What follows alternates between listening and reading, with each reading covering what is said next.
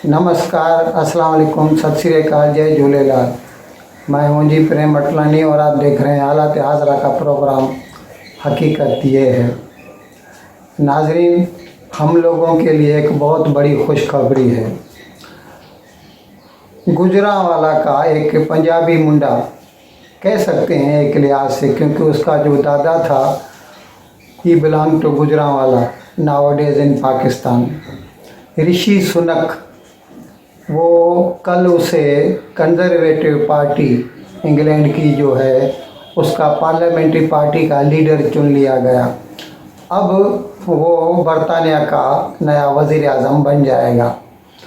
और ये जो अभी मौजूदा वज़ीर आज़म है लिज ट्रस, वो इस्तीफ़ा दे चुकी हैं और अब एक दो रोज़ में जैसे ही किंग चार्ल्स उसे अपॉइंटमेंट लेटर देंगे तो वो वज़ीर आज़म बन जाएगा और उसका हलफ भी उठा लेगा।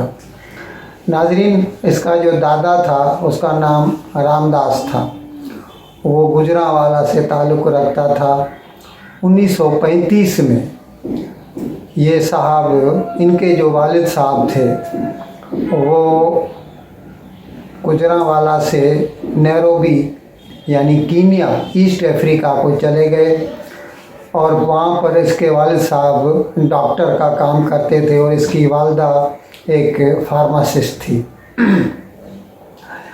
लेकिन बाद में तकरीबन 65 में या 66 में ये लोग इंग्लैंड मुंतकिल हो गए। और ये साहब जो हैं ऋषि सुनक, इनका जो विलादत का साल है वो 1980 है। ये साहब लंदन के साउथहम्पटन इलाके में पैदा हुए और वहीं पे पले बढ़े। नाजरीन, उसने विनचेस्टर कॉलेज से तालीम हासिल की है और बाद में स्टैनफोर्ड यूनिवर्सिटी से उसने फ़िलासफ़ी, पॉलिटिक्स, इकोनॉमिक्स, जैसे आमतौर पर PPE करके कहा जाता है, उसमें उसने डिग्री हासिल की और बाद में स्टैनफोर्ड से उसने MBA भी किया। जब ये स्टैनफोर्ड में MBA कर रहा था तो इसकी मुलाकात हुई थी मोहतरमा अक्षता मूर्ति, जो हिंदुस्तान में इन्फोसिस कंपनी है बेंगलोर में, उसका जो मालिक है NR नारायण मूर्ति और उसकी बीवी है सुधा मूर्ति। उनकी बच्ची थी। इसका जन्म हुबली में हुआ था, इसकी बीवी का, अक्षता मूर्ति का। तो बाद में फिर इनकी बेंगलोर में शादी हुई थी। नाजरीन, कल दिवाली के रोज़ उसे टोरी पार्टी का लीडर मुंतखब कर लिया गया है। और इससे पहले ये साहब जो थे वो बोरिस जॉनसन की जब हुकूमत थी, यानी लिज ट्रस से भी पहले, तो उसकी हुकूमत में ये चांसलर थे, यानी वहाँ के वज़ीर ख़जाना थे और इन्होंने अच्छा नाम कमाया।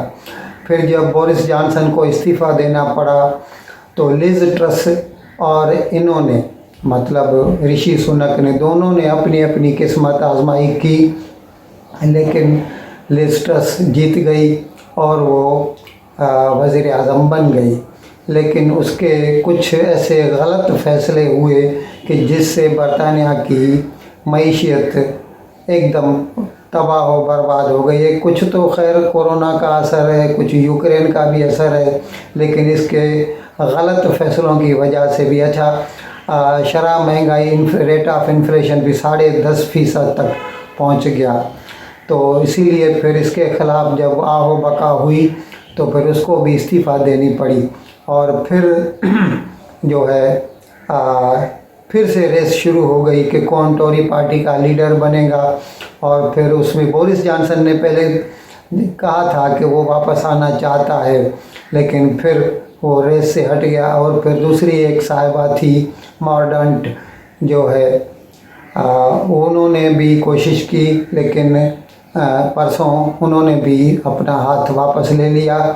तो फिर टोरी पार्टी ने कल यानी 24 तारीख को ऋषि सुनक को अपना लीडर मुंतखब कर लिया। नाजरीन, ये 2015 में ऋषि सुनक साहब रिचमंड के इलाके से, यॉर्कशायर से, वहाँ से ये हाउस ऑफ कॉमन्स के मेंबर मुंतखब हुए थे। और बोरिस जॉनसन के वक्त में इन्होंने ब्रेक्सिट को सपोर्ट किया था होल हार्टेडली। ब्रेक्सिट यानी British exit from European union, उसको इन्होंने सपोर्ट किया था। इसकी वजह से शायद बोरिस जॉनसन ने, जब उन्होंने हुकूमत संभाली, तो उन्होंने उस वक्त जो चांसलर था साजिद जावेद, उसकी जगह पर ऋषि सुनक को चांसलर या वज़ीर ख़ज़ाना मुंतखब किया था, और इसका वो दौर भी अच्छा रहा। हम अपने चैनल की तरफ से इस पंजाबी मुंडे को बरतानिया का वज़ीर आज़म बनने पर मुबारकबाद पेश करते हैं। नाजरीन, हमने कल भी आपको बताया था पीटीआई और इमरान खान ने, वो जो इमरान खान को ईसीपी ने डिस्क्वालीफाई किया था, उस फैसले को चैलेंज करते हुए इस्लामाबाद हाई कोर्ट में उन्होंने रिट पिटीशन फाइल की थी। और कल उनका जो वकील था अली ज़फ़र, उन्होंने अपने दलाइल पेश किए और वो चाहते थे कि स्टे ऑर्डर मिले, लेकिन अतर मिनल्ला, जस्टिस अतर मिनल्ला इसके हक़ में नहीं थे। हाँ, लेकिन एक बात उन्होंने अजीब कर दी। उन्होंने ये कहा कि on the face of it, अभी तक क्या है, पूरी जजमेंट जो है वो अभी तक नहीं मिली, जो कि शायद 36 पेजेस की है। इनको सिर्फ इंटरिम जजमेंट मिली है, 2 पेजेस की है। तो उसको पढ़ते हुए जस्टिस अतर मिनल्ला ने कहा कि इससे तो लगता है कि इमरान खान की सिर्फ जो मियाँ वाली सीट है, उससे उसको डी सीट किया गया है और वो दूसरे इलेक्शन में हिस्सा ले सकता है।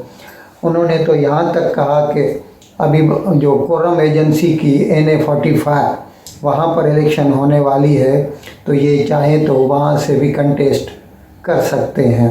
अब जब तक ये, अच्छा, वो जो अली ज़फ़र थे वकील इनके, उन्होंने कोर्ट से ये इस्तदा की कि आप ईसीपी को हिदायत दें, डायरेक्शन दें को 3 दिन के अंदर अंदर हमको कंप्लीट जजमेंट की कॉपी दे दें, ताकि हम अपना मुकम्मल जो है वो अपील जो है दाखिल कर सकें इस्लामाबाद हाई कोर्ट में। तो उसके जवाब में जस्टिस अतर मिनल्ला ने कहा कि नहीं, वो भी एक कॉन्स्टिट्यूशनल बॉडी है और ये अच्छा नहीं लगता कि हम अपनी तरफ से इसको हुक्म दें। आप कुछ दिन रुक जाइए, आपको इसकी कॉपी मिल जाएगी और इसकी कोई जल्दी भी नहीं है, ऐसा कोई चीज़ भागी नहीं जा रही, आपका काम हो जाएगा। नाज़रीन, आजकल पाकिस्तान की जो मईशत है रोज़ बरोज़ पाताल में गिरती जा रही है।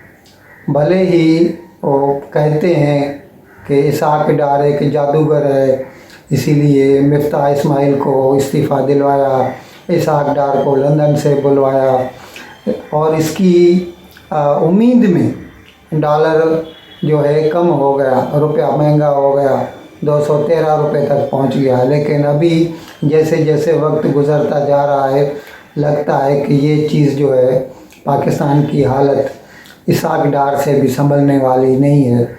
अभी ये साहब वाशिंगटन गए थे IMF वालों से बात करने, और वहाँ से जैसे वापस आए हैं तो लगता है इनको कोई ख़ास उम्मीद नहीं है। टोटल पाकिस्तान का जो फॉरेन लोन्स हैं, इसके 130 बिलियन डॉलर तक हैं। इसमें से 30 बिलियन डॉलर जो हैं वो चीन के हैं।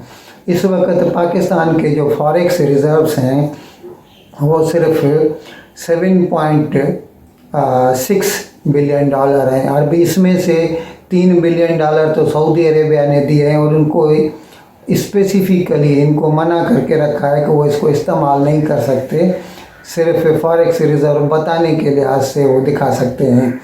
तो 3 बिलियन डॉलर उसके हैं, 2.3 बिलियन डॉलर चीन के हैं, 1.18 बिलियन डॉलर अभी IMF ने दिए थे। तो यूँ समझ लीजिए कि हकीकत में पाकिस्तान के पास जो है फॉरेक्स रिज़र्व्स ज़ीरो हो चुके हैं। और ये सिर्फ दिखावे के हैं, और खुदा न खास्ता क्योंकि हालात अच्छे होते दिखाई नहीं दे रहे। अगर हर साल इनको, अभी इस साल भी इनको $30 बिलियन का, $32 बिलियन का जो कर्ज़ा चुकाना है या उसकी किस्तें देनी है, अब ये पैसा कहाँ से आएगा? ऐसे तो पाकिस्तान को फॉरेन रेमिटेंसेस जो आते हैं ओवरसीज़ पाकिस्तानीज़ की तरफ से, वो भी कुछ 32 बिलियन की होती हैं, लेकिन उसके बदले में पाकिस्तान को जो है वो तेल मंगवाना पड़ता है, खाने का तेल मंगवाना पड़ता है। आज भी तो गंदम भी मंगवाते हैं, इंपोर्ट करनी पड़ रही है। तो ऐसे में तो इनके पास फॉरेन रिजर्व्स हैं ही नहीं, तो कैसे ये अपनी इंपोर्ट कर सकेंगे मैनेज? और उसके ऊपर ये $30 बिलियन का जो है, तो अभी इसीलिए वज़ीर ख़ज़ाना इसहाक़ डार अभी चीन जाने वाले हैं, और वो चाहते हैं कि चीन से रिक्वेस्ट करें को चीन का जो कर्ज़ा है पाकिस्तान के ऊपर $30 बिलियन का, वो उसको रोल ओवर करें ताकि पाकिस्तान को कुछ मोहलत मिल जाए और वो अपने जो है फाइनेंसेस मैनेज कर सके। अच्छा, पाकिस्तान के जो सॉवरेन बॉन्ड्स हैं 16% उसके ऊपर वो इंटरेस्ट देता है, लेकिन उसके बावजूद कोई भी फॉरेन इन्वेस्टर उसमें पैसा लगाने को तैयार नहीं है। हालत ऐसी है कि जिनके पैसे पड़े भी हुए हैं तो वो बॉन्ड बेचकर पाकिस्तान से डॉलर बाहर लेके जा रहा है। तो ऐसे में पाकिस्तान की हालत बहुत खस्ता हो चुकी है। कोई मौजज़ा ही पाकिस्तान को बचा सकता है, बाकी फ़िलहाल तो हालत सुधरती दिखाई नहीं दे रही। अभी इसहाक़ डार चीन जाएंगे, और चीन की तरफ से अगर कोई खुशखबरी मिली तो शायद पाकिस्तान की हालत कुछ सुधर जाए। इन अल्फाज के साथ मैं आज का प्रोग्राम ख़त्म करने की आपसे इजाज़त चाहता हूँ, लेकिन विदाई लेने से पहले एक मरतबा फिर आपसे मेरी दरख्वास्त है कि जिस किसी साहब या साहबा ने अब तक हमारे इस चैनल को सब्सक्राइब नहीं किया, अज़राए करम इसको सब्सक्राइब करें, प्रोग्राम को लाइक करें, शेयर करें और घंटी का बटन दबाना न भूलें। बहुत बहुत शुक्रिया। खुदा हाफिज़।